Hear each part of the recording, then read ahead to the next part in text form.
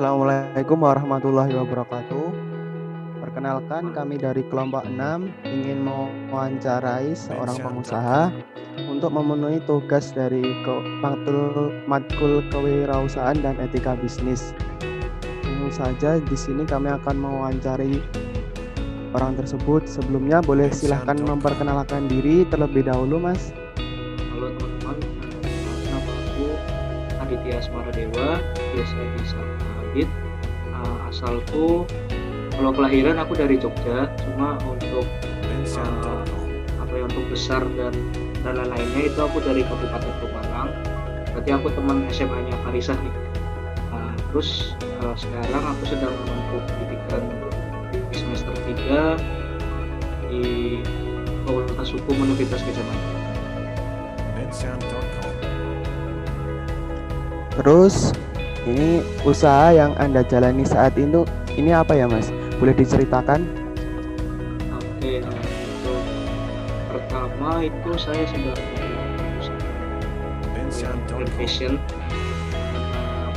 Atas dasar latar belakang itu di Kabupaten Pemalang memang untuk yang namanya fashion itu masih terlihat tertinggal gitu, tertinggal daripada kayak kota atau kabupaten yang ada di sekitarnya seperti Kabupaten Pekalongan, Kabupaten atau Kota Tegal dan sekitarnya lah.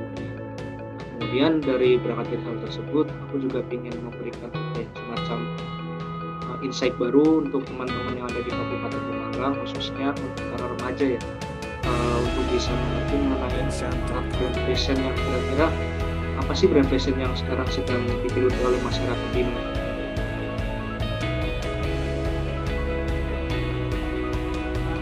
Itu aku sedang ada bisnis jamur kuping, tempatnya itu di daerah Kaliurang, di mana itu juga sebuah bisnis dari keluarga.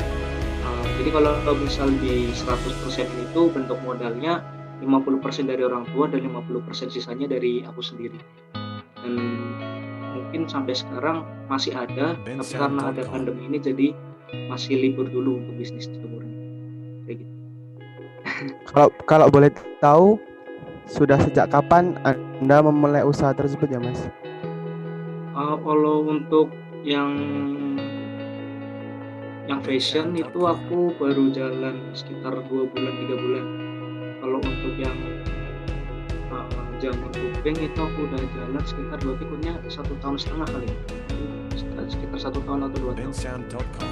Mau nanya Mas, kenapa Mas lebih memilih usaha ini dibandingkan usaha di bidang lainnya? Oke, kalau buat yang kaos yang brand fashion itu karena seperti yang tadi di latar belakang yang aku jelasin pertama, kalau di Kabupaten Pemalang itu kayak ada semacam ketertinggalan bentuk fashion gitu loh, yang menurut aku itu bisa jadi sebuah potensial bagi setiap orang yang ingin berusaha untuk mengembangkan usaha bisnis dalam bentuk brand fashion. Selain itu memang meskipun ketertinggalan itu di Kabupaten Pemalang sekarang itu mulai muncul banyak-banyak brand lokal yang mungkin memang sudah mulai menjamur di Kabupaten Pemalang. Dan PR di sini itu memang sebuah bentuk brand fashion yang mungkin out of the box kali ya, bisa memberikan kayak semacam ketertarikan dari masyarakat Kabupaten Pemalang, khususnya bagi para remaja, karena memang targetnya aku itu untuk para remaja khususnya, untuk bisa berkembang dalam hal brand fashion. Nah, kalau yang jamur itu memang kalau dibilang latar belakang dari keluarga aku sendiri, dari ibu sama ayah itu memang beliau merupakan mahasiswa lulusan dari pertanian semuanya. Jadi berangkat dari hal tersebut, tentu pasti orang tua juga ingin semacam ada bisnis yang berhubungan dengan pendidikan yang pernah mereka ambil sebelumnya. Jadi dari situ mereka mulai mencoba untuk membuat bisnis berupa jamur kuping yang dimana setengah modalnya itu juga dari aku sendiri, karena memang dulu aku juga tertarik nih kira-kira bisa berkembang apa enggak gitu loh, apalagi kan juga cukup buat membiayai pendidikan aku sendiri selama di Jogja kayak gitu. Yang selanjutnya, peluang usaha tersebut terutama di masa pandemi ini seperti apa ya Mas? Kalau di masa pandemi khususnya kalau yang pertama yang kaos dulu ya. Kalau yang kaos sendiri, kalau dilihat dari masa pandemi itu menurut aku sendiri itu masih tidak berpengaruh besar terhadap pendapatan yang aku dapatkan gitu. Karena kalau misal dari kemarin riset data yang aku dapat nih, kalau di sektor ekonomi itu khususnya di bagian fashion itu paling banyak memang didapatkan itu sebanyak 50% dari total sektor ekonomi itu banyak yang berasal dari seperti penjualan kaos yang berhubungan dengan sandang ya tepatnya, mungkin seperti itu. Maka mungkin dari situ aku berangkat dari hal tersebut, aku juga ingin coba nih kira-kira bakal bisa banyak profit yang aku dapatkan atau enggak dari yang namanya penjualan kaos dari bad fashion itu. Jadi mudahnya kesimpulan yang dari kaos itu memang tidak berpengaruh besar menurut aku, karena memang semuanya bisa dijalankan secara online, entah itu dari pembuatan desain, dari pengiriman dari vendor ke aku, ataupun dari pengiriman aku ke teman-teman yang mau pesan. Nah, kalau yang buat jamur itu memang bisa dibilang semacam ada krisis sih di sini, karena melihat kalau jamur kuping kan memang pasarannya itu adalah ekspor ya berarti, karena memang ekspornya itu dari ke Malaysia atau ke Thailand atau bahkan negara Asia di tetangga gitu. Nah, kalau melihat di pandemi ini kan kebanyakan jamur kuping itu digunakan sebagai pengobatan ya, atau yang ada pengobatan ataupun dikonsumsi dalam hal makanan di restoran dan lain-lain. Nah, melihat dari pandemi ini yang pada awalnya memang anjloknya itu mulai di awal-awal ketika pandemi datang, dimana ketika itu datang maka otomatis kan pasti pasaran udah mulai turun semua, udah mulai inflasi dan lain-lain. Bahkan beberapa restoran atau bahkan tempat-tempat pengobatan tradisional yang biasanya memesan itu mulai pada tutup, dan di situ mulai ada kerugian yang aku dapatkan juga dari keluarga. Jadi akhirnya mau tidak mau harus ditutup terlebih dahulu untuk usaha tersebut. Yang selanjutnya, strategi pemasaran yang Mas gunakan untuk menarik konsumen itu seperti apa? Oke, kalau untuk yang di kaos, aku pakai strategi pendekatannya lebih ke personal ya, soalnya aku tuh pertama kali butuh yang namanya channel terlebih dahulu dari teman-teman yang aku kenal, yang dimana itu bisa sebagai bursa keuntungan yang aku dapatkan. Karena kalau misal kita udah punya teman yang bisa memberikan kayak semacam pengiklanan dari mulut ke mulut gitu loh, itu bisa memberikan peningkatan dari pemasaran yang aku dapatkan. Selain itu aku juga menggunakan media online seperti Instagram atau bahkan di WA, atau beberapa juga aku maksimalkan di Twitter. Meskipun juga belum belajar dari website, tapi alhamdulillah masih mendapatkan keuntungan yang besar kalau dari yang kaos. Sedangkan kalau yang dari jamur itu memang pada awalnya aku masih terlalu awam juga untuk pemasaran dari produk pertanian ini, arahnya mau kemanain, karena memang waktu itu untuk masalah pemasaran ini aku masih bergantung banget dengan orang tua aku yang juga masih berhubungan juga dengan sektor pertanian dan lain-lain. Jadi memang waktu itu untuk pemasaran aku serahkan kepada beliau-beliau, ibu sama ayah aku, dan untuk setelah itu baru ketika aku mendapatkan kontak dari mereka tentang orang-orang yang biasanya membeli dari jamur yang kami bikin sehingga yang kami budidayakan, itu baru aku nanti bisa mengirimkan kepada mereka. Seperti itu. Untuk yang selanjutnya, apa yang membedakan produk Anda daripada produk yang lainnya sehingga konsumen tertarik untuk membelinya?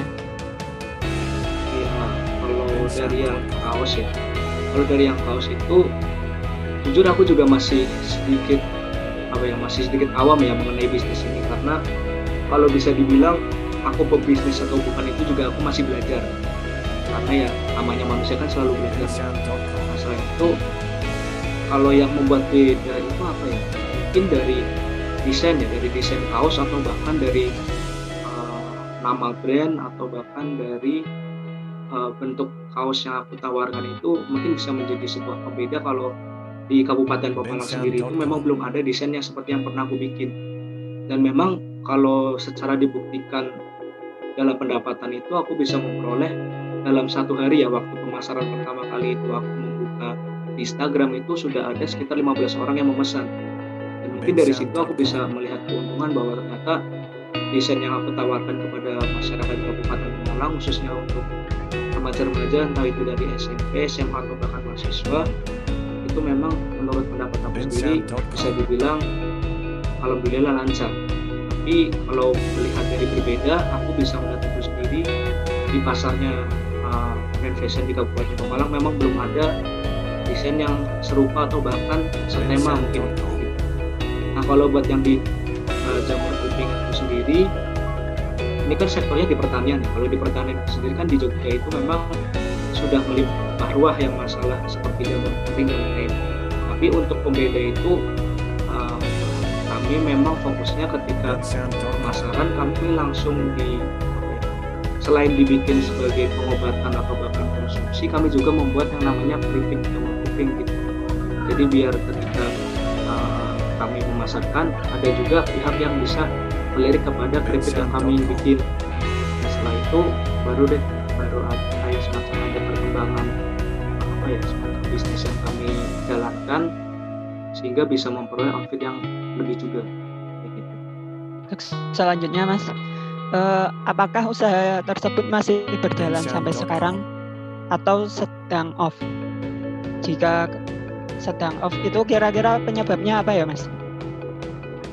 Oke ya, untuk yang pertama, untuk yang kaos itu karena memang posisi saat ini sedang di pending ya, bukan off tapi masih di pending karena mungkin suatu waktu ketika aku sudah ada modal lebih atau bahkan sudah ada ide atau ada teman yang ingin melakukan kerjasama dengan lain, itu aku bisa mengembangkan lagi. Tapi untuk sekarang aku sedang pending karena atas dasar kemarin baru ada UTS dan juga karena aku juga harus sebagai mahasiswa harus fokus juga ke studi yang aku jalankan. Jadi untuk itu yang kaos memang sedang pending terlebih dahulu dan mungkin sekitar minggu depan atau bulan depan akan mulai rilis produk yang baru lagi. Nah untuk yang jamur kuping memang sekarang berarti kan otomatis kita tidak ada pendapatan lagi dan tentunya dari semacam jadi kan di jamur kuping itu ada yang namanya backlog ya. Nah backlog ini kan sebagai tempat tumbuh berkembangnya jamur. Nah ketika kondisi pandemi seperti ini itu backlog yang tersebut itu bakal kayak semacam tidak berguna karena memang ketika backlognya itu tidak disirami semacam pestisida dan lain-lain itu maka jamurnya tidak akan tumbuh dengan maksimal. Jadi hanya semacam kerugian aja yang kami dapat. Jadi otomatis lahan dari jamur kuping yang ada di Kaliurang itu memang kami jual kembali kepada orang lain yang sebelumnya itu sudah kami beli sekitar ada 3 tanah yang bisa digunakan sebagai tempat rumah babi. Jadi bisa dibilang off bukan pending. Mungkin ketika pandemi ini selesai kami akan mulai membuat bisnis jamur kuping lagi di tempat yang berbeda. Selanjutnya, kendala dan tantangan apa yang Mas alami selama ini menjalankan usaha tersebut? Oke, untuk yang kaos sendiri pasti kan jelas kompetitor ya. Kalau untuk kompetitor itu dalam hal fashion memang sudah banyak merebak di masyarakat khususnya di Kabupaten Pemalang. Soalnya tidak bisa dimungkiri juga semakin kesini itu mulai banyak brand-brand lokal yang menurut aku juga desainnya menarik dan juga bisa menarik masyarakat. Selain itu juga aku juga butuh yang namanya ide baru atau bahkan semacam ide yang out of the box atau yang berani beda gitu. Soalnya kalau misalnya kita lebih perhatikan kepada desain yang pernah ada dan terus kita modifikasi, ya meskipun itu memang suatu hal baru, tapi kan pasti pernah ada gitu di pasaran. Dan mungkin yang sedang aku cari sekarang itu mengenai desain yang kira-kira belum pernah ada gitu di Indonesia atau bahkan di dunia. Meskipun sulit kan pasti bakal ada jalan yang sulit. Nah kalau buat yang jamur kuping itu sendiri, untuk mengatasi permasalahan itu tentunya kan kalau misal kita berbisnis, kita mengorbankan hal sekecil-kecilnya untuk mendapatkan keuntungan sebesar-besarnya. Nah, kalau melihat dari kondisi pandemi sekarang yang dimana lebih banyak kerugian yang aku dapatkan, maka mau tidak mau cara mengatasinya itu kami menonaktifkan bisnis tersebut terlebih dahulu. Karena kalau melihat dari jangka panjang ini dari pandemi ini kan kita seperti yang tadi aku bilang tidak tahu nih bakal sampai kapan selesai pandemi ini. Nah, selain itu untuk semacam mengembangkan bisnis baru dari jamur kuping itu belum bisa kami putuskan secepat mungkin karena mengingat dari pandemi ini juga dari riset pasar yang harus kami cari terlebih dahulu kayak gitu. Buat omsetnya sendiri itu kan kayaknya ini kedua bisnis ini menjanjikan sekali lah. Nah, itu kira-kira ada niatan untuk mengembangkan usaha ini agar pemasarannya lebih luas atau tidak? Oke, tentu yang namanya pebisnis kan akan mencari keuntungan besar-besarnya nih. Nah, dari keuntungan itu kami juga bisa menarik kesimpulan bahwa kami juga berusaha untuk memperluas pasar yang kami sedang kembangkan. Nah, untuk awal sendiri, meskipun bisa dibilang dari pembelian tahap pertama dari teman-teman pemesan itu sudah ada yang sampai dari Jakarta, ya meskipun aku awal tempatnya itu di Kabupaten Pemalang itu sendiri, tapi pembelinya itu ada yang dari Jakarta, ada yang dari Yogyakarta, ada yang dari Surabaya, dan ada satu dari Malaysia. Nah, dari situ aku juga bisa menarik kesimpulan ternyata memang bisnis ini yang dari kaos itu menjanjikan apabila kita bisa memasarkan dengan baik. Nah, tentunya dari berangkat dari hal tersebut aku berusaha untuk memperluas pemasaran dari brand fashion aku agar bisa memperoleh keuntungan yang lebih besar lagi dan banyak orang yang mengenal mengenai brand fashion sedang aku. Nah, untuk jamur kuping itu sendiri kami tentunya sudah jelas akan mengembangkan lebih jauh lagi karena pertama itu kami mempunyai pemasaran yang sedikit masih kurang terlalu luas karena memang dari sektor bisa dilihat dari sektor ekspornya itu sendiri memang lebih cenderung besar, tapi dari pemasaran di Indonesia sendiri itu masih tergolong kecil karena entah kenapa fokusnya itu cuma hanya ada di Yogyakarta itu sendiri, tidak melebar ke tetangga kayak ada di Magelang atau bahkan ke Klaten atau bahkan ke daerah yang ada di sekitar Yogyakarta.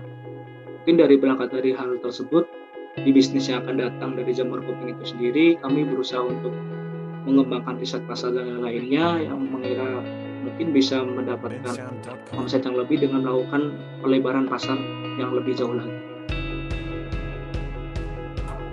Oke, yang terakhir nih sebelum penutupan, mungkin bisa disampaikan semacam closing statement atau motivasi buat kita semua biar bisa semangat kayak kalangan muda itu semangat untuk berwirausaha. Seperti itu, silakan.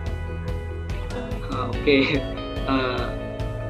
Sebelumnya aku mau jelaskan kembali ya kalau aku ini juga bukan pembisnis yang sudah sukses banget kayak orang-orang yang ada di Instagram atau lain-lainnya, dan aku juga sedang belajar lagi dan terus belajar. Nah, kalau buat disuruh mengenai closing statement, aku sih selalu mengingat salah satu tokoh Islam yang namanya Muhammad Al-Fatih. Nah, kalau Muhammad Al-Fatih ini dilihat dari sepak terjang ceritanya dan sejarahnya dan lain-lain yang bisa menaklukkan Konstantinopel dalam usia semuda itu, berarti dalam hal tersebut tidak ada kemustahilan bagi seorang pemuda untuk menciptakan sebuah hal baru yang lebih besar. Jadi kalau misal kita berusaha, selalu tawakal dan ikhtiar dan selalu berdoa kepada Yang Maha Kuasa, kita pasti insya Allah pasti mendapatkan keberkahan yang sangat luar biasa. Gitu aja. Baik, terima kasih kepada Mas Adit selaku narasumber kelompok kami. Motivasi sekali. Baiklah teman-teman semua, itu tadi wawancara kelompok kami terhadap narasumber. Mohon maaf apabila banyak kekurangan dan kesalahan. Terima kasih. Wassalamualaikum warahmatullahi wabarakatuh.